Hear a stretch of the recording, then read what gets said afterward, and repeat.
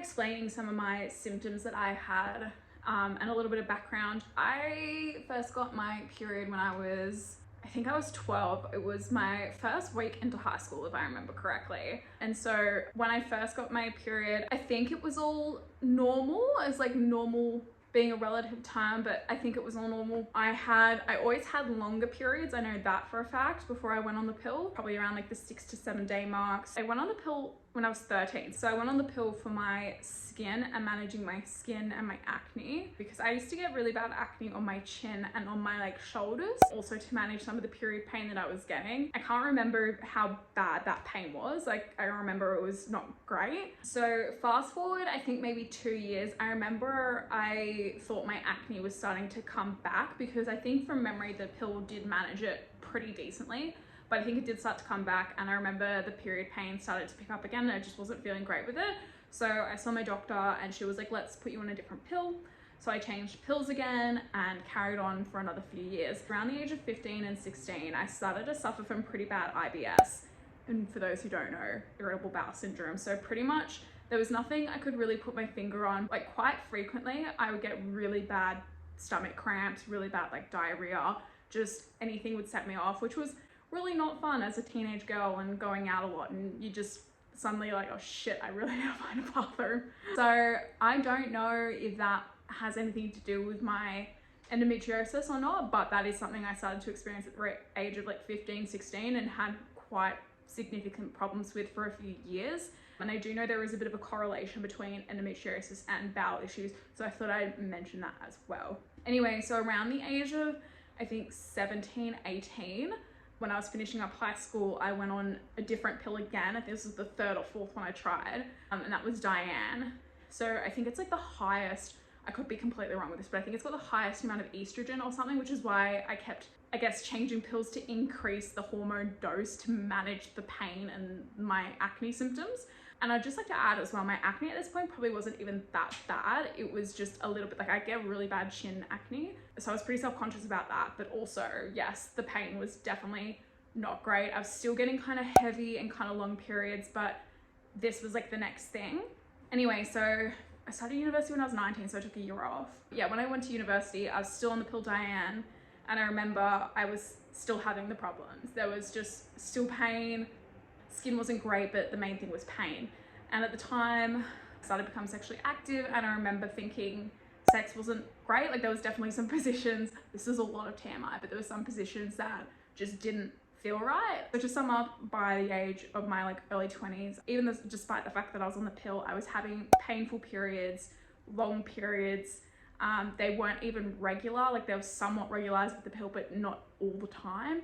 And I was having painful sex, and I was still having bowel issues. So that sort of carried on. I remember speaking to my GP about it, and I just remember saying, like, this can't be normal. Like, something's not right. And she was like, look, we can test you for PCOS, we can test you for endometriosis, but it is very normal for women to have painful periods. Like, that's very common. So I kind of was like, we'll just keep carrying on. She offered me to try different contraceptive methods, like getting the rod put in and different pill options and things like that. And I just thought, no, this pill that I'm on now and I've been on for a few years seems to be working the best, so I'll just stick with it.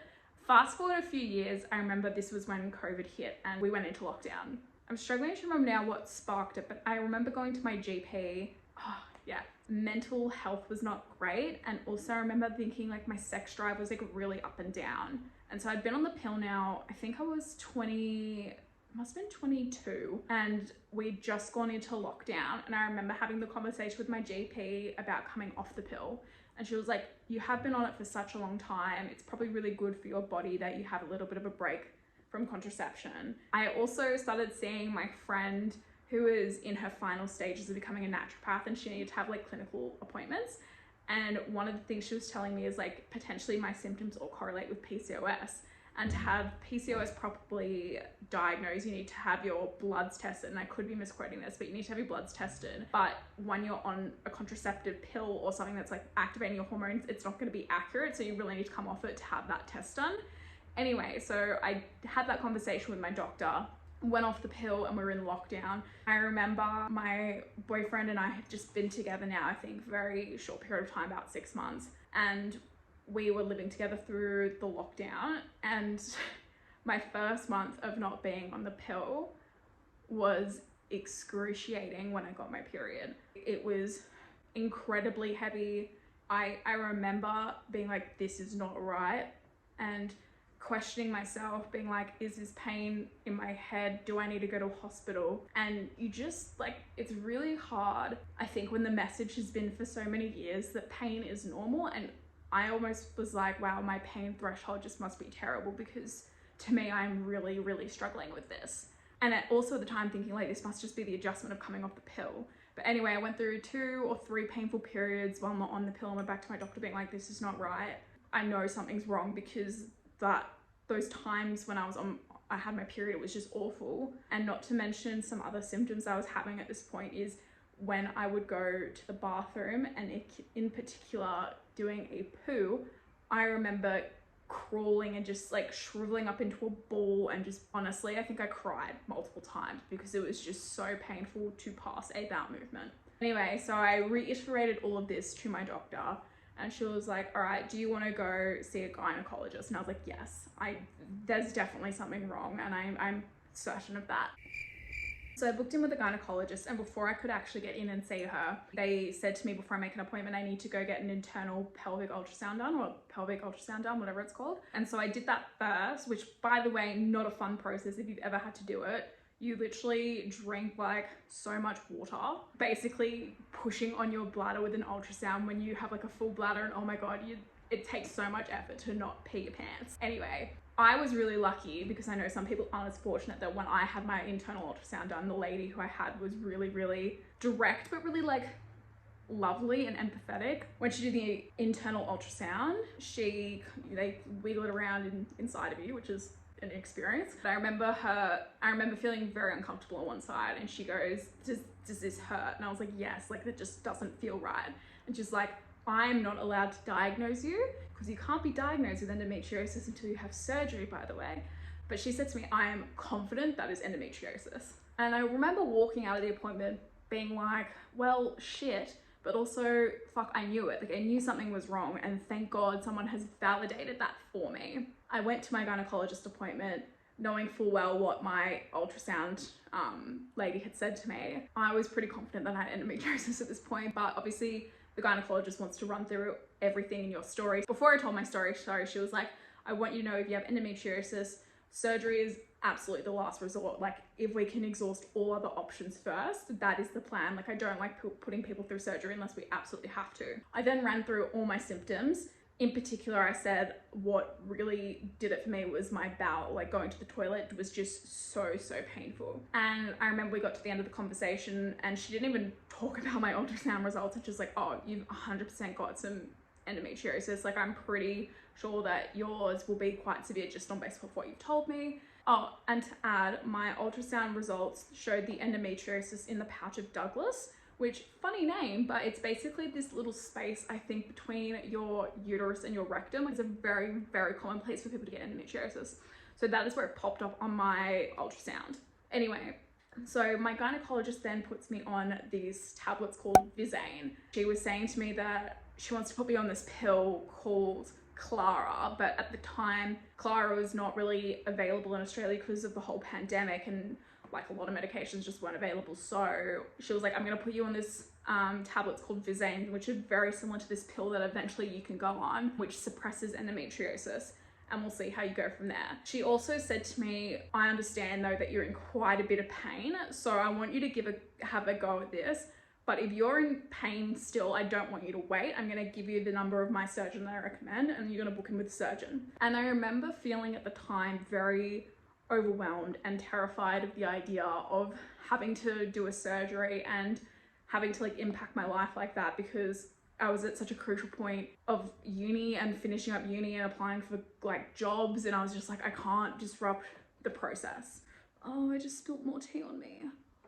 That's annoying, I'm wearing white. Anyway, fast forward again, I think I remained on Visane for 6 months or so, and thinking it's not great. Like, the pain is better, but it's still not great. Actually, it might have been even closer to a year. So this was last year. So I really dragged my feet on actually getting the treatment that I really needed. I eventually saw my surgeon, Dr. Jason Ting, in Sydney, and I had the conversation with him, and he had the scans and he did his own sort of feel around inside my uterus to see what he thought. And he said to me, like, I think we need to operate, but you know, between now and the next few months, find a time that works for you and we'll book it in. I had my surgery in August of last year, so I was 25 at the time. So I booked in for a laparoscopy, and as I mentioned before, a laparoscopy is where they diagnose you with endometriosis, because technically in this point I hadn't really been diagnosed because I hadn't had the surgery. Also, in this conversation with my surgeon before the first surgery, we also discussed the fact that I potentially have PCOS as well, because a lot of my skin history, oh my god, I forgot to mention, when I came off the pill, my skin went to absolute shit.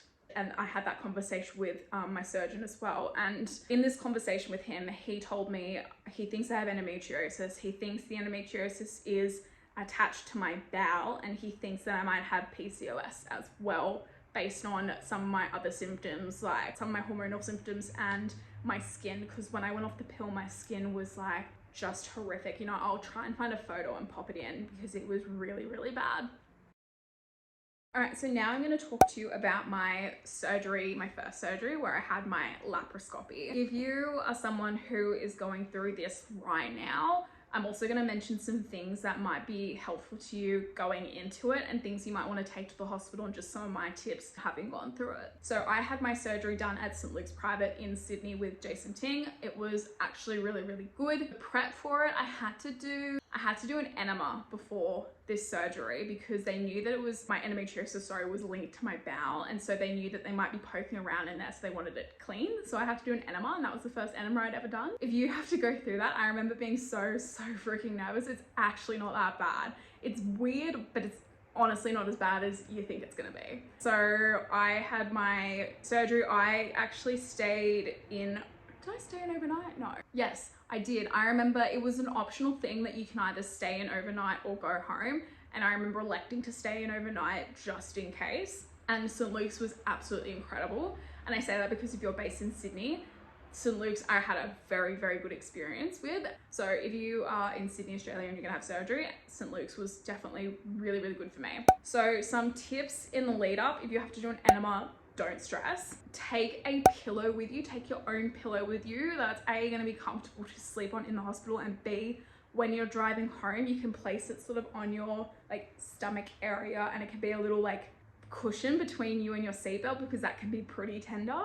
Make sure you are well medicated. Make sure that they've given you adequate drugs and things like that. Make sure you've got some spare pads and underwear that you can take from like yourself, because they can give you, like, you will bleed after the surgery, and they'll give you stuff that you might prefer, like sort of your own things. And make sure that when you take underwear, you're taking very loose, comfortable underwear, because the last thing you want is underwear that's sort of pressing on your stomach. So you really, really want like loose, comfy clothes, pants, underwear. I think I wore a nightie at night because then I didn't have anything on my stomach, which was amazing. Obviously, make sure that you've got someone who's going to support you at home, because you can't really do that much afterwards. So you just want to make sure that you essentially are looked after when you get home, and that you've got a nice setup and support around you.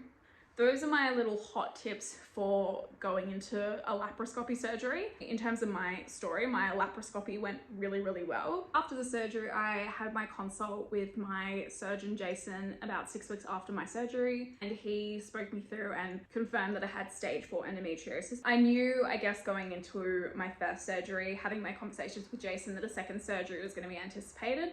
And yes, this basically just confirmed that there was definitely some endometriosis in my bowel that needed attending to at a later date. So that was my first surgery. All in all, it went very well. I remember feeling pretty sore the next few days / week, but honestly not too bad. I remember feeling sore, but I was so drugged up. I mean, the hospital was great and gave me so much endone, and I was fucking loving my life. Endone was, not that I endorse it or recommend it, but if you're going through it, definitely get some endone. After the surgery, I was still having some of the symptoms. So at this point, I was still on Oh, I forgot to mention, before my surgery, I actually did swap from Visane to the pill Clara, just as like a minor detail. But anyway, so after my first surgery and during my surgery, that period of time, I actually was still on the pill Clara because that was good for suppressing endometriosis. And yeah, I remained on that. And then I knew that I still had to have my next surgery and my symptoms were still not great. So even though I had a surgery cleaning out any endo that I had in my uterus, I still had pretty bad symptoms. I was still struggling. I just definitely still had the bowel problems.